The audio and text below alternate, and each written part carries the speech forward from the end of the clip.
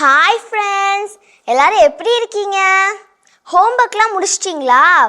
சரி வாங்க நம்ம இன்னைக்கான கதைக்குள்ள போகலாம்.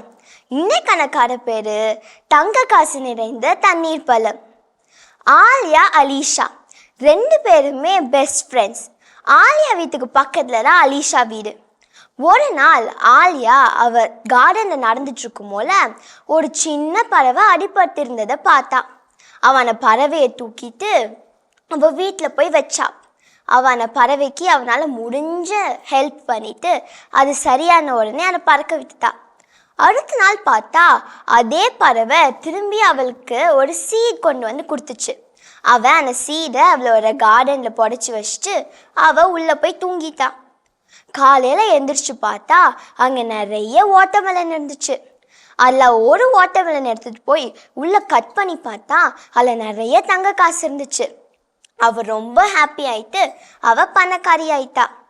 அதை பார்த்துட்டு இருந்த அலீஷாவுக்கு செம்மையாக கோவம் வந்துச்சு. அவள் எப்படி ஆனா அப்படின்னு அவள்கிட்ட போய் கேட்கலாம் அப்படின்னு போனான். அங்கே போய் கேட்டா அவள் நடந்த எல்லா கதையுமே சொன்னான். அதெல்லாம் கேட்டுட்டு அவளுக்கு செம்ம கோவம் வந்துச்சு. ஒரு நாள் அவளும் அதே மாதிரி ஒரு சின்ன பறவையை பார்த்தான். அந்த பறவையை உள்ளே தூக்கிட்டு போயிட்டு அவள் வச்சுட்டா.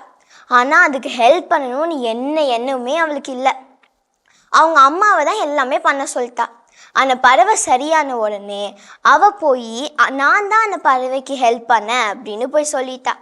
அந்த பறவை பறந்து போயிட்டு அடுத்த நாள் கொஞ்சம் சீட் கொண்டு வந்துருச்சு. அந்த சீடையும் அவள் ஆசையாக புடைச்சி வச்சா. அடுத்த நாள் பார்த்தா அவளுக்கும் அதே மாதிரி நிறைய வாட்டர்மெலன் இருந்துச்சு. அதில் ஒரு வாட்டர்மெலனை கட் பண்ணி பார்த்தா எதுவுமே இல்லை.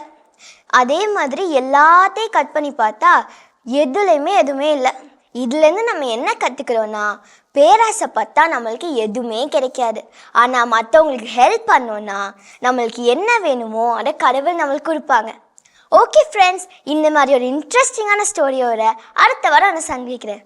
பாய்.